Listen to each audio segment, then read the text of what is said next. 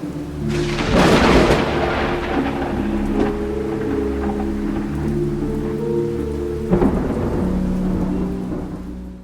guys, welcome back to another episode of The Slatanist. My name is Luke and today we're going to be talking about Godzilla King of the Monsters. This film stars Kyle Chandler, Vera Farmiga and Millie Bobby Brown. Actually, this film stars Godzilla.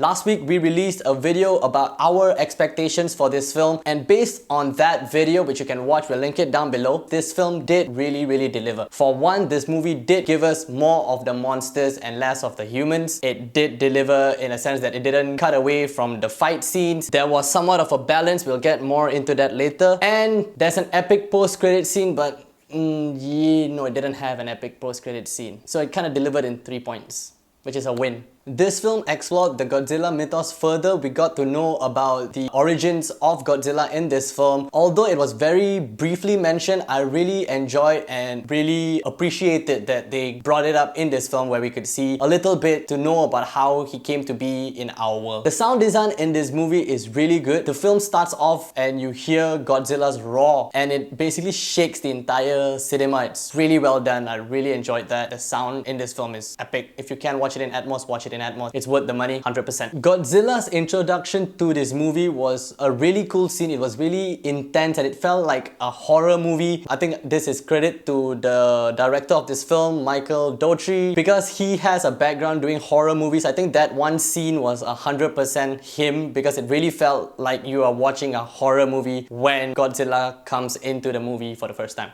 This film does feature a few human actors, actually a lot of human actors. However, one does stand out. Ken Watanabe really killed it in this movie. I really enjoyed to see his character grow from the 2014 Godzilla up until now. He has like an arc going from that movie to this movie. He gains the respect from Godzilla. There's this one scene, very brief moment, but you feel the emotion that he was trying to emote during that point. It was really well done as well, and that's huge props to this film. And finally, this film had massive fan service. I, for one, am not the biggest Godzilla fan. I briefly know him from the animated series they had back in the day, as well as the Matthew Broderick Godzilla in 1998. I watched that when I was a kid. So that's my exposure to the Godzilla monster, so I don't really know it. But there are a lot of scenes in this film. If you are a fan of Godzilla, you will love it. There's a lot of things that they do very well done. A lot of shots that look very majestic.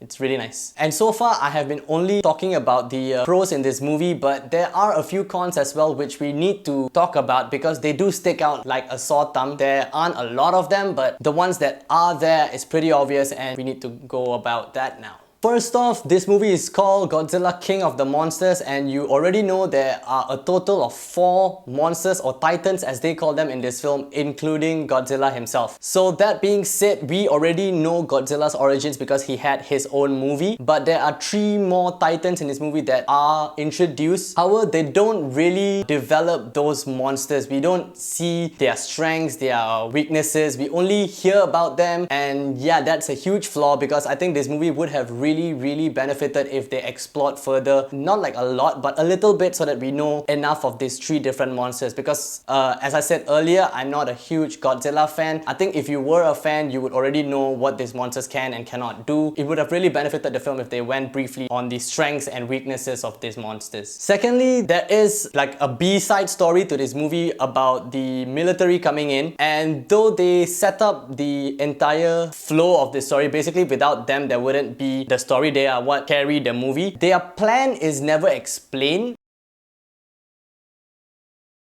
Like, they just breeze through it very briefly, and I wish to have learned a little bit more about their ideas and their whole agenda, because there's a story in this where a character in this film kind of backstabs the main good guys, and I would have wished to have seen them really dig further into that a little bit, not too much, because then again it is a Godzilla movie, not a human movie. This film also has a few comedy characters, comic reliefs as you guys call them, and they were pretty funny, but they were very hit or miss. Like, in some scenes it worked out very well, but in most of the scenes the comedy was really off, because there's like this huge fight going on and then it will cut to this one guy. He'll make like a stupid joke and that was supposed to be funny, and then it goes back to the fight, which is like, why would you do that, right? Like, it just takes you away from that tense moment, kind of killed the mood. The last battle in this film, if you really look at it, it felt more like a Michael Bay Transformer movie, to be honest, and it basically gave you this whole like huge extravaganza with all these monsters battling with no defined goal in it. And like I mentioned earlier, like a Michael Bay Transformer movie, those fight scenes in those movies as well, they are big, they are intense, shit goes down, but there's no purpose to it. The same thing happens in this movie. I know that I said in my earlier Godzilla video that we wanted to see more monster fight scenes, but at this point I could have went with less is more, and yeah, basically that's the gripe towards the end of the film. And about the final battle, the CGI in this movie is well done. However, we don't get to see that a lot because the camera goes like that all over, and I wish they would have toned down on the shaky cams in those fight scenes, because I would have wished to have seen a wide angle shot of those fights. It would have been much better. I think the older 2014's Godzilla really did it really well. Those fight scenes were handled nicely. This was a little bit sloppy at times and you couldn't really focus on what's really happening. All in all though, I felt that Godzilla King of the Monsters is a very enjoyable movie, definitely. And this is also one of those few movies where they actually listened to the fans and improved on it from their first attempt in it. And they worked on it, they listened to the fans, whatever they wanted more of the fight battles, they gave you that. And I felt that that's really cool because not a lot of movies do that. So if you go in and you want to see Godzilla fighting, you're gonna get a lot of that. He has more than 10 minutes in this movie, and that's something to be praised. As well as if you are a fan of Godzilla, you will definitely love this movie for sure, hands down. We are not fans, but we liked the first movie, so we just went in and we watched it and we had a good time. But yeah, as mentioned earlier, those cons in the movie could have been worked on a little better, but they don't really bring down the movie as much. They're just small little nitpicks that I have and could have been better. So hopefully in the next movie they actually deliver it really well, because they are almost there. We have like a good Godzilla movie. It's 2 movies now. It's really nice to have a good Godzilla trilogy. It'd be nice to see 3 movies of that. And yeah, let's just wait for Kong versus Godzilla in 2020 and see how that goes. And yeah, and that has been our review for Godzilla King of the Monsters. If you have seen this movie and really liked it, or if you really didn't like it, comment down below, let us know and we can have a little chat. Also, like this video if you liked it, or dislike it if you don't, it's up to you. Subscribe to our channel, we have videos posted every week. Also follow us on our website where we actually publish articles about horror every single day, and follow us on our social media links at Dark Slate Media. We will see you again next week, and always remember, you are never alone when watching a horror movie.